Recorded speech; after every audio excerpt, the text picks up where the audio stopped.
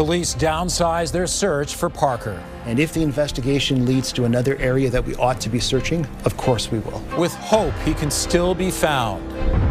Plus, credit card health care. It's going to widen the gaps between who has timely access to health care and who doesn't. The province's plan raises questions about a two-tier system. And sharing her story. You can either lay in bed all day and cry, or you can get out there and live your life to the fullest. Turning a painful illness into a lesson for others. CTV Calgary, local breaking news. With Tara Nelson. Reporting tonight, Ian White. Good evening and thank you for joining us. Calgary police are ending the large-scale ground search for Parker Wells. The 11-year-old Calgary boy has been missing for 12 days.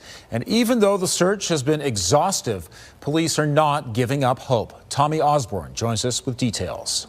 After 12 days scouring the city for missing Parker Wells, police are ending the active ground search. We are not giving up. Our approach is changing, but our resolve to find answers for Parker and his family is not. We will continue to follow up on tips, re-examine evidence, and pursue any new leads that emerge. If new information identifies an area requiring additional search activity, we are prepared and ready to respond. It's a case that sits heavily on the community's mind, including Cody Watmo, who could possibly be the last person to have seen Parker. I see his face when I go to bed, because with the not knowing that day, and we were same with the guys not knowing anything that was going on, it kind of hurts. It would hurt anybody because you're thinking what you could have done, but at the time being, he was only gone from the home for an hour. As part of the search, police have also pored over hundreds of videos and followed up on more than 600 tips, on top of walking close to 8,700 kilometers in the ground search. That's the distance from Calgary to Rome. We have not ignored the idea that there could be something criminal in nature. Police say around 5,000 missing people are reported a year, and 99% of those end with the person being found safe, making Parker's case deeply unusual. It is our sincerest hope that Parker is still alive. But realistically, every day that goes by makes that hope less likely. Officers will still be physically searching, but not in the numbers we've seen so far. We don't search just for the sake of searching. We look for the investigation to lead that search. And if the investigation leads to another area that we ought to be searching, of course we will. And Tommy joins us live from police headquarters. Tommy, police say they have done a comprehensive search. That's right, Ian. Chief McClellan saying that in 35 years as an officer, she's never seen such a dedicated search. Now, the number of investigators has not changed, and officers have hundreds of videos to pore over. But officers will now be sent to pinpoint locations based on new information. Police say that they're just one or two puzzle pieces away from putting this all together. So they ask that you continue to please check your private property. And if you have any information or video at all, no matter how minor it may seem, to please reach out and contact police, as that could be the missing link. Ian. Tommy, thanks very much. And the search continues for a missing 81-year-old hiker in Waterton Lakes National Park. Bob Toothill was expected to arrive in Coleman on July 22nd, but has not been seen since July 19th. Toothill told family he was planning to arrive in the Crow's Nest Pass on July 22nd after hiking the Great Divide Trail, but he never arrived. On July 23rd, family alerted Parks Canada and RCMP, and search and rescue operations began. His last known location was Roe Lakes Trail on July 19th. Parks Canada members are concentrating search efforts in the western portion of the national park, while search and rescue are conducting searches in areas outside the park. Aerial resources have also been brought in to help. Toothill may be wearing dark blue shorts or pants, a light blue shirt, and a gray backpack. If you have any information about where he might be, you're asked to call RCMP or Crime Stoppers. Fire at a home in northwest Calgary has sent 2 people to hospital, and police are now investigating. 9 fire trucks and more than 20 firefighters responded to a home on Hawkstone Drive around 10:30 last night. When crews arrived, there was a fire burning on the deck at the back of the single-family home. 2 people with unknown injuries were also taken to hospital. The cause remains under investigation, with Calgary Police now leading that work. One person suffered serious injuries after being struck by a train at the Shaganappi Point LRT station along Bow Trail. It happened around 4:15 this afternoon. As a result, Calgary Transit says trains will not be stopping between Westbrook and Sunelta. Shuttle buses are operating between the affected stations. Albertans will soon be able to book and pay for some medical imaging without first getting a doctor's referral. The province says it will add choice and capacity, but critics warn it could lengthen public wait times. Kevin Green reports. Starting Friday, Albertans can self-refer for a handful of diagnostic procedures, but they'll have to pay for it themselves. Starting July 31st, Albertans will have the option to access diagnostic screening tests, including ultrasounds and X-rays, MRIs, and CT scans to start, directly through participating providers. The change removes the need for a doctor or nurse practitioner to order the initial test. If a new cancer diagnosis is found, the province may reimburse the cost, but private insurance must be used first, with the province acting as the payer of last resort. Patients will have a full year from the date of diagnosis to submit their reimbursement application. There's also no guarantee the public rate will cover what a patient paid. The Centre for Policy Alternatives says the plan is designed to push more people towards private insurance. People will be encouraged to take out private health insurance, to pay privately for care. The private market for healthcare can only exist if the public system deteriorates to the point where people can't access care in a timely manner. Legal experts say the plan could find Alberta in conflict with Ottawa over the principles of the Canada Health Act. Historically, Canadian healthcare has been premised on this idea that you access services based on your need rather than your ability to pay. The government says doctor-ordered tests will remain publicly funded, and it believes its new plan will increase diagnostic capacity. We believe this approach can encourage investments in new clinics, modern equipment, and add additional diagnostic capacity here in Alberta. Officials estimate self-referrals could add about 50 to 60,000 exams a year. Radiologist Dr. Robert Davies says clinics will be ready. In the coming weeks, we will see these clinics continue to consult and develop strategies to support this new option for patients while ensuring that patient safety and publicly funded care are not compromised. Kevin joins us live from McDougall Centre downtown. So, Kevin, what is the federal government's response to this? Well, Ian, this afternoon, Calgary Confederation MP Corey Hogan confirmed to CTV that the federal government is reviewing Alberta's legislation. He says that review will work from the position that any changes must comply with the Canada Health Act, which he says means they must have equal access and be publicly funded. And he said the principle of universality will apply to any federal review. Ian? Thank you, Kevin. Sports infrastructure in Calgary is getting a multi-million-dollar boost. The Olympic Oval will undergo upgrades after securing funding from both the federal and provincial governments. And the renovations could help make major strides toward a potential Olympic bid. Jordan Canagan reports. Calgary's Olympic Oval ice is still fast, but it's losing its luster. When we trained on the ice, the ice would start to melt halfway through a training session, and the guys in the back, the guys that were working the maintenance, would come out and try to help us. Built nearly 40 years ago for the 1988 Olympics, the Oval is finally in line for a major renovation. It's fantastic news for not just the national long track speed skating team, but also all the community sport that happens at the Calgary Olympic Oval as well. The federal and provincial governments each putting up $26 million to enhance and revitalize the Oval. Electrical and mechanical components will be upgraded to replace its aging ice-making infrastructure. The hope is to keep it an Olympic training hub for generations to come. And not just for speed skating, but for all the sports. And University of Calgary, the Dinos, the hockey teams that come and play here, and all the young kids that use this as their first ice surface to learn to skate on. And a future potential Olympic bid isn't out of the question when work is complete. Government of Alberta has given us a mandate to try to be ready to do another bid, to be games ready. And of course, them stepping up and the country of Canada stepping up is going to put us in a position to at least be at a very much better position to make another bid. Something both levels of government seem supportive of so far. Our government is always open to the idea. We have conversations with federal government to see if it happens, what would it look like. I'm more than happy to work with all partners to look at future opportunities to host. Like I said, it's one of the pillars of our $1 billion sports strategy, and Canada is the greatest sport hosting nation in the world. And Jordan joins us from just outside the Oval with more. Jordan, when will we see the work begin?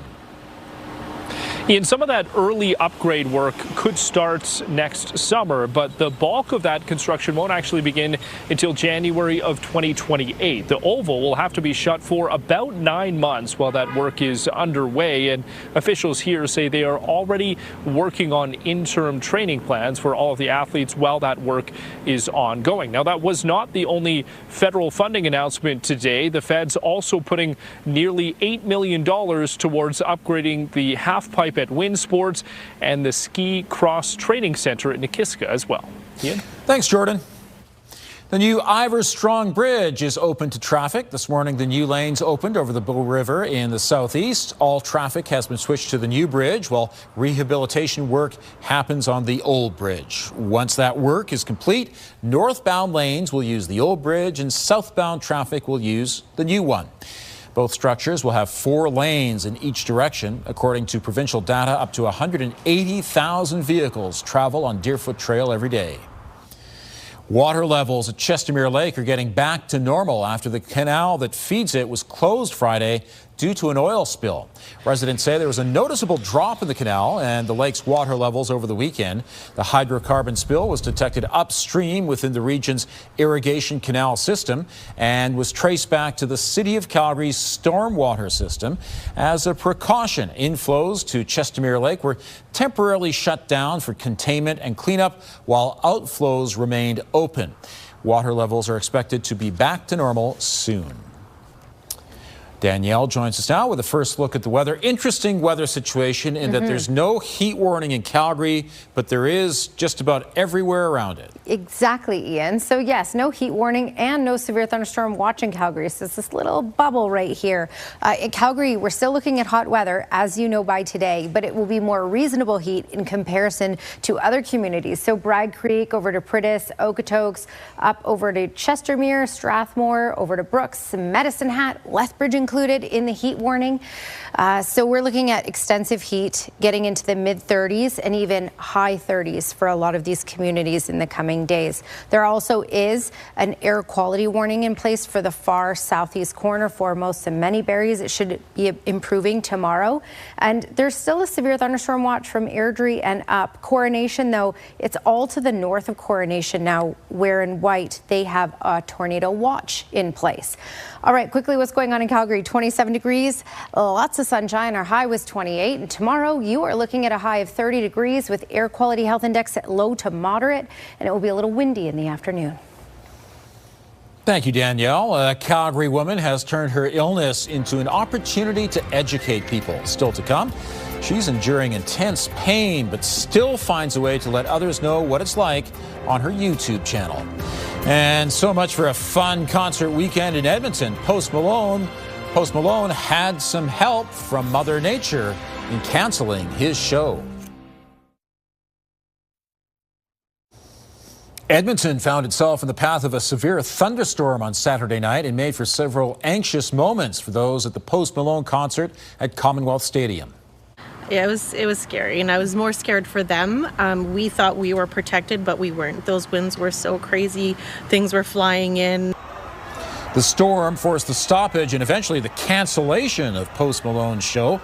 Several videos shared to social media showed fans who were told to seek shelter in the concourse, leaving the seating areas en masse as the rain came down heavily. That storm dropped almost 30 millimeters of rain on Edmonton in a 2-hour period. And Saturday's storm left a wake of destruction behind as strong winds and heavy rain knocked down trees and branches across Edmonton. Noah Rashog spoke to homeowners dealing with the aftermath. The tree just went down. The summer of storms continues across Edmonton. Saturday's storm brought gusts up to 84 kilometers an hour, knocking down trees and ripping away branches across the city. Looks a little like a war zone around here. Edmonton's urban forestry crews say that they have responded to 341 complaints related to trees since Saturday evening, and more than 2,200 complaints since the start of July. The sidewalk along this section of 91st Street is almost impossible to navigate. This area of the city being hit particularly hard, falling trees across all of these properties, leaving homeowners to deal with the damage. Lori Hochman lives along 91st Street in the Alberta Avenue neighborhood. She was waiting out the storm when her roommate told her that a tree had fallen onto the neighbor's property. It's nature. Like, what are you going to do? You can't change it. Did you tell the guy up there not to blow the tree down? One branch fell down across the street, blocking traffic. They had to get out of their cars. It took 5 men to lift this branch off the road to get through our street. At the end of the street, Daryl Lestuka is cleaning gutters to get ahead of Monday's rainfall. He's got an elm in his front yard, making him nervous. I've talked with the arborists when they've been out trimming trees in the neighborhood, and they say that this one is a very healthy tree, so I'm hoping that means that it's a strong one and not going to come down anytime soon. The only thing he hopes snap is the streak of summer storms. Noah Rashog, CTV News, Edmonton. And Rocky View County has joined a number of counties across southern Alberta imposing fire restrictions as extreme heat and dry conditions persist. The fire advisory in Rocky View County suspends all burning and fireworks permits. Burning is also banned in the county with some exceptions, including barbecues, a backyard fire pit that meets bylaw requirements, and recreational campfires in approved burn pits. There's also a fire restriction in Foothills County, south of Calgary. But right now, there are no bans or advisories in Calgary itself. With the recent run of dry, hot weather, most of southern Alberta is under extreme fire danger, meaning fast-spreading, high-intensity fires are likely. Meanwhile, Alberta crews are helping out with wildfires across the country. The requests are coordinated by the Canadian Interagency Forest Fire Centre. More than 200 firefighters from Alberta and the Yukon are now being sent to BC. Alberta wildfire fighters are also helping in Ontario and Quebec. The province says it's happy to provide firefighters aerial resources and coordination expertise when wildfire activity is low in Alberta. This is CTV News, Calgary. So what a bizarre summer. So dry and hot in the southern part of Alberta and very wet up north around Edmonton. Yeah, and it's interesting. Our weather pattern is creating this, and we've been in this weather pattern for the last few weeks, and that's why, you know, Edmonton, central Alberta has been getting so many storms, and we are now getting that elevated risk of wildfires as we head into an extensive hot, dry stretch, which will even make our risk higher for wildfires in southern Alberta. So if you look at the lighter color orange here, this is basically where the jet stream is. The jet stream is mainly the storm track typically, so a lot of storms follow along the jet stream, and it's been over central Alberta, directing a lot of these storms directly into central Alberta. Well, we've been under a ridge of high pressure, so we've had high pressure, stability, sinking air, and under basically this protective bubble, temperatures have been able to build and build, and that's going to be the story. We're under this pattern for the rest of this week, which is why some communities in southern Alberta, daytime highs will get into the high 30s. At this point, we're at 30 in Lethbridge, Milk River, 31 in Medicine Hat and Brooks, and 27 in Calgary. There's a lot of watches and warnings happening out there right now. So the heat that we talked about just outside of Calgary and then down towards the southeast corner. The southeast corner will be the hottest of all of these communities, but we are looking at temperatures building throughout the week. For Calgary, it will be more reasonable and will actually be dip throughout the middle of the week, but we will skyrocket again by a long weekend. And then north of Calgary, so Airdrie, Cochrane, up through Drumheller, over to Coronation, severe thunderstorm watch in place. And in the southeast corner, we're having poor air quality foremost, many berries, and this will start to improve tomorrow, but then it will likely be back on Wednesday. In fact, all communities, including Calgary, could be smoky once again on Wednesday. 50-kilometer-per-hour gusts, Pincher Creek, Lethbridge, Medicine Hat, and all communities in southern Alberta, including Calgary, are likely looking at gusts around 50 kilometers per hour for tomorrow. There's that active weather once again in central Alberta, tracking way north of Coronation at this point. So it's good news that this is up and out of the way. Small chance of any additional development. I'm not seeing anything right now, but there could be a couple cells that develop throughout these next few hours east of the QE2. Then when you look Olds and north on Tuesday, by the supper hours, there will be thunderstorm activity, but in the south, it's stable. Ridge of high pressure is going to continue to keep things stable for the rest of this week, pretty much. And temperatures, again, will be building in many communities. This is your Action Furnace 5-day forecast. 30 degrees in the city for tomorrow. Air quality health index low to moderate, but we may spike into that high level on the air quality health index and get a little smoky on Wednesday with a high of 28, 27 for Thursday, back into the 30s for Friday. And in fact, by Saturday to kick off the weekend, 33 degrees. Thanks, Danielle. A woman living with a rare medical syndrome is doing what she can to help others in a similar situation. Last April, Bethany D'Amico was diagnosed with Ehlers-Danlos syndrome, an illness that affects the collagen in her body, causing intense pain. Since then, she's posted dozens of videos on her Incurable Awesome YouTube page. Kevin Fleming reports. It's a daily routine for Bethany D'Amico. She gets all her medication and meals through a feeding tube. I have esophageal spasms. I have gastroparesis, colonic inertia, and small intestinal dysmotility. So that all resulted in a feeding tube. D'Amico lives with Ehlers-Danlos syndrome that impacts her joints, ligaments, tendons, and pretty much everything else in her body. The collagen is kind of like the glue that holds your body together. My glue is falling apart, so my body is kind of falling apart along with it. It's a daily challenge to stay positive when in constant pain, but D'Amico turned to sharing her story through videos on her YouTube channel called Incurably Awesome. My body is actually crashing right now. The pain is like an 8 out of 10, I would say, but I'm used to this amount of pain. And what am I gonna do? Lay in bed all day and feel sorry for myself? There's only so much that you can do before you stand up and say, hey, I need to live my life to the fullest and keep pushing forward. And that's how Incurably Awesome was started. Morgan McNeil was diagnosed with Ehlers-Danlos last year, and the two met through social media support groups and have become friends. Personally, I don't think I would have connected a lot of the dots without the resources of people like Bethany on YouTube and on Facebook discussing their health problems, because it is very complicated and stuff can get brushed off that could be really important details. And when someone like Bethany is out there saying, hey, this is all connected, it really helps and it really makes you feel like you're not crazy. D'Amico says her goal is to help as many people as she can through her videos. I hope they feel seen when I'm vlogging, and you're not alone. Just always remember that you're incurably awesome. Kevin Fleming, CTV News, Calgary. And D'Amico says it can take years to diagnose complex issues and points out even if someone doesn't look disabled, they may still be facing unimaginable pain. Do Canadians still have an elbows up attitude? Just ahead, the survey that finds Canadians ready to fight back against U.S. tariffs. And a cautious note about a potential pipeline to the West Coast. Will the market in Asia help sustain it?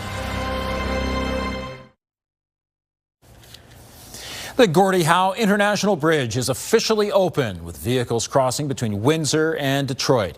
The new bridge is expected to handle roughly 45% of commercial traffic moving through the Windsor-Detroit corridor. The bridge took 8 years to build and cost Canadian taxpayers $6.4 billion. A new report says an oil pipeline to the BC coast may boost the Canadian economy, but not as much as some people might think. The report is from TD Economics. It says the success of a new West Coast pipeline will rely on more exports to Asia, but warns that demand could flatten because of the growing adoption of electric vehicles and clean energy in China. A new poll finds most Canadians believe the country should stand firm in the face of U.S. President Donald Trump's plan to impose more tariffs. The Angus Reid Institute survey found 34% of respondents say Ottawa should match any new American import duties dollar for dollar. 28% support more limited counter tariffs, and 7% of respondents say the government should concede to U.S. demands in order to avoid more tariffs. Only 43% of people believe Prime Minister Mark Carney can get a good trade deal with Washington, down from 51% in April. The federal government is extending a $100 million loan to Miller Western Lumber Products. It operates 3 mills across Alberta and BC. The federal money is meant to help the lumber company cope with tariffs and trade uncertainty. On her radio call-in show Saturday, Premier Danielle Smith said she disagrees with those who say it's time for Canada to put tariffs on energy or to ban U.S. products.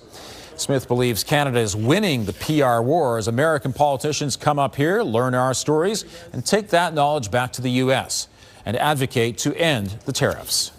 That's why I think public opinion is changing in the United States. Recent polls showed that if looking at the Trump administration agenda, the least popular item that he's done is tariffs on Canada. So that's what we're going to keep doing. We're going to keep on winning hearts and minds, keep on winning over the American public, and eventually we think it'll have an impact on the decision makers. Smith remains optimistic we can reach a trade deal with the U.S. and says diplomacy remains the key to resolving this dispute. They're a couple who specialize in nature photography, and then nature showed up in their backyard. Next, the effort to save an owl stuck upside down in a fence.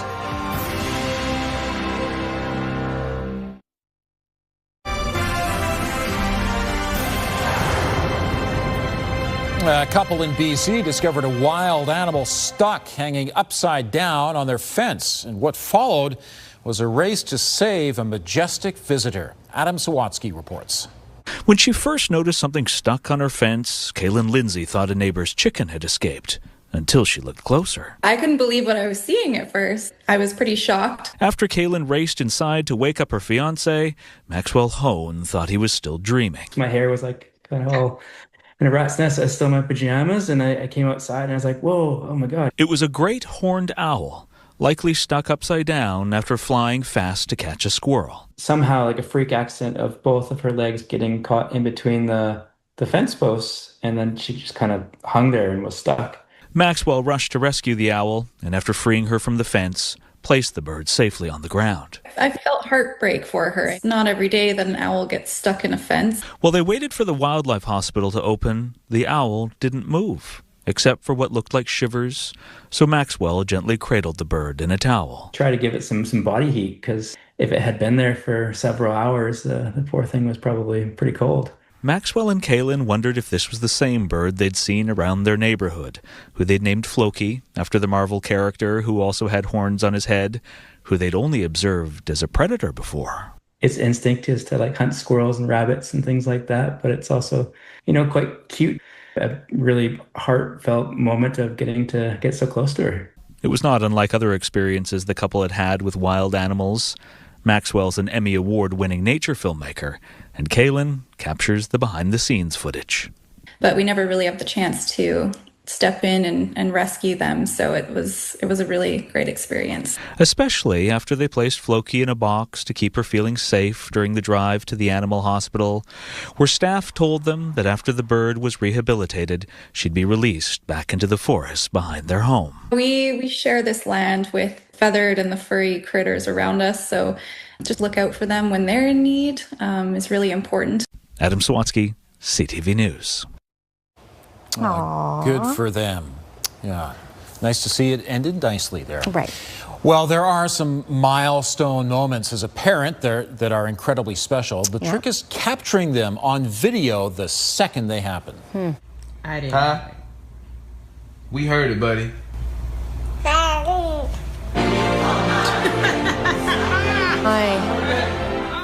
That's the moment this new dad heard his little guy say daddy for the very first time. And luckily, mom was recording at just the right time. A very proud moment that now will never be forgotten. Documented forever. Oh, so sweet. Just absolutely adorable. So sweet. Well, sometimes a little mistake can bother you for a long time, especially if it's memorialized in a movie poster.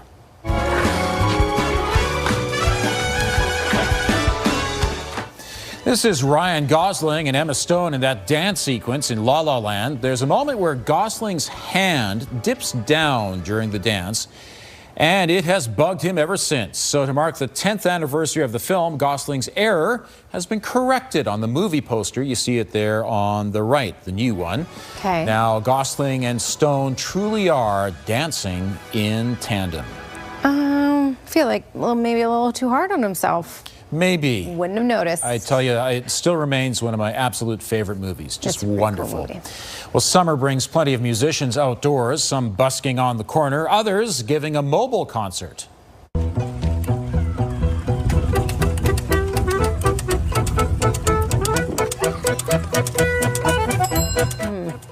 This is the Big Bike Orchestra from Poland. These guys ride around Europe on a 6-seater while playing their instruments flawlessly. They turn heads and ears everywhere they go. I don't know what to say to that one. Very impressive, but I think the most impressive part is that guy, the guy playing the double bass on the back. Yep. That is not an easy instrument to carry around in any respect. Right. Well, it's been part of Calgary's nightlife since the 1990s. Still to come, the sudden closure of Cowboys Dance Hall.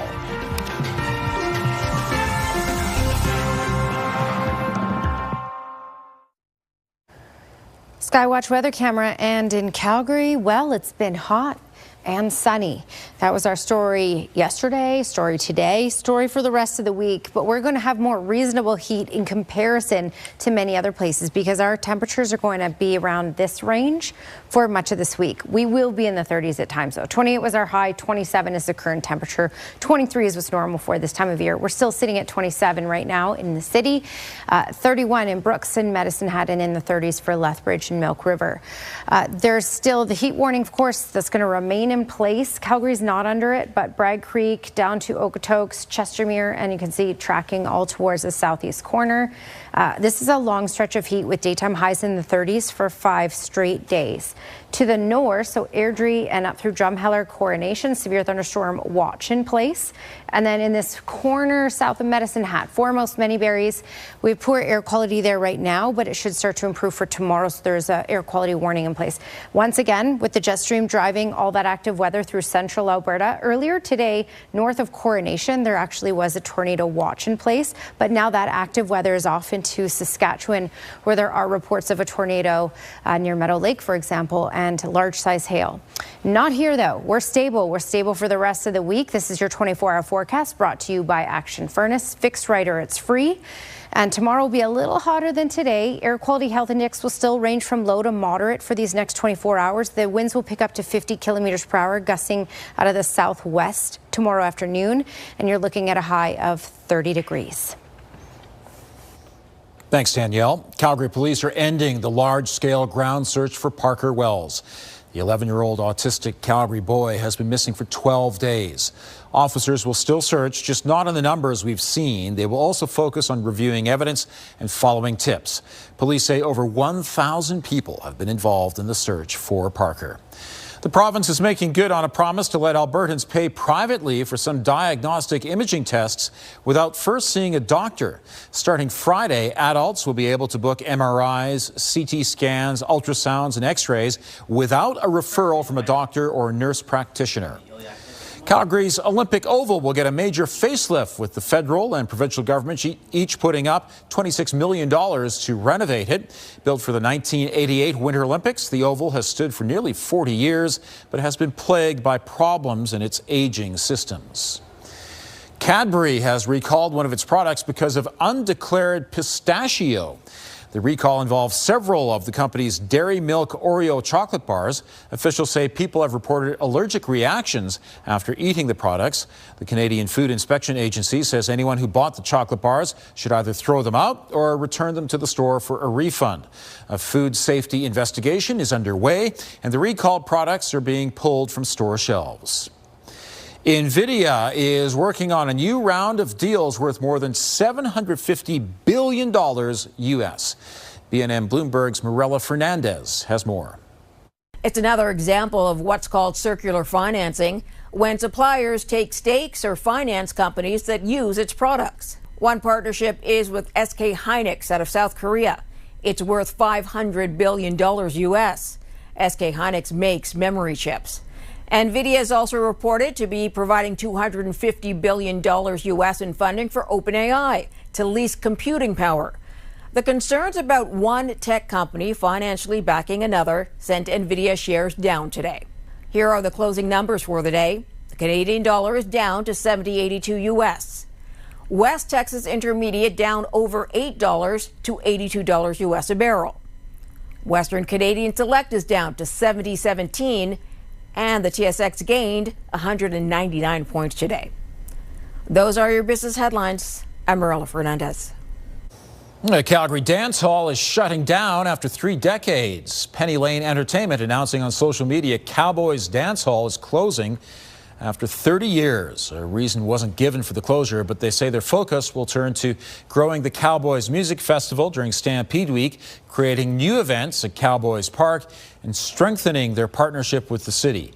Cowboys Casino will also be rebranded. The Cowboys Music Festival has come under scrutiny in recent years for noise levels, leading to a deal with the city before this year's Stampede to reduce bass levels and lower overnight sound levels. The Retail Council of Canada has released its back-to-school shopping survey. The survey finds 99% of parents plan to shop in-store for back-to-school essentials this year. Nearly 50% plan to use artificial intelligence-powered shopping tools to build lists, compare prices, or decide where to shop. The Retail Council says average household spending ranges from $600 to $750 per child when electronics are included, making it one of the most significant retail events of the year. Musicians and fans were dealing with the same thing this weekend at the Calgary Folk Music Festival. Coming up, how they managed to tolerate heat and the smoke.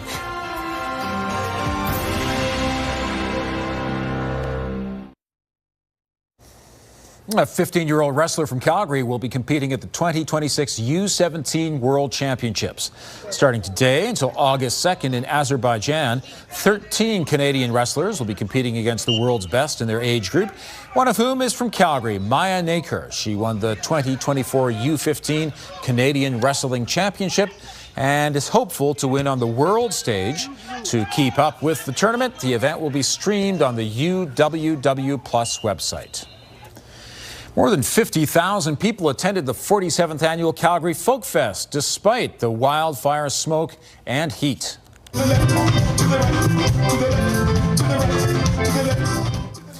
4-day event saw 7 stages set up throughout Prince's Island Park with 70 performers of all backgrounds and cultures. When it came to the smoke, Folk Fest said it had to adjust every hour to ensure both the audience and the performers were okay. Fortunately, there were no serious issues, but they say it was challenging. If artists were expressing concern about the fire smoke, we have plans to take them right from the hotel directly to their stage to be able to perform, and then take them right back to the hotel if they wanted to. It was tough, I won't lie, but I know the festival sent us some guidelines on how to protect ourselves as artists. Made sure that I was drinking tea, had a mask when I had to have a mask, and lots of halls. Attendees took similar precautions, with several multi-day festival goers saying they wore a mask on the first day or two before conditions cleared up near the end. And country music will take over Camrose for the August long weekend. This year's Big Valley Jamboree features artists like Keith Urban, Riley Green, and Noel Dominion. The festival also has food vendors, camping, and a variety of activities on the grounds. Organizers say it takes months of planning to make the weekend memorable. Honestly, I think we've got 5 stages. There's 4 days of truly nonstop entertainment. It goes beyond the music as well, with a hypnotist and bull riding, dueling pianos. So there's a lot. I always tell people you can't come into it expecting your traditional arena or stadium concert experience. The festival begins Thursday and runs through Sunday at the Camrose Exhibition Grounds. Tickets are still available. A local sculptor is bringing his art to Calgary communities rather than having people drive to a gallery. Vahe Tukmajian represents Canada at sculpture symposiums all over the world, and his pieces are exhibited in a number of countries. Seeing how his work is embraced by people living around them inspired him to bring more of his art directly to them. Kevin Fleming reports.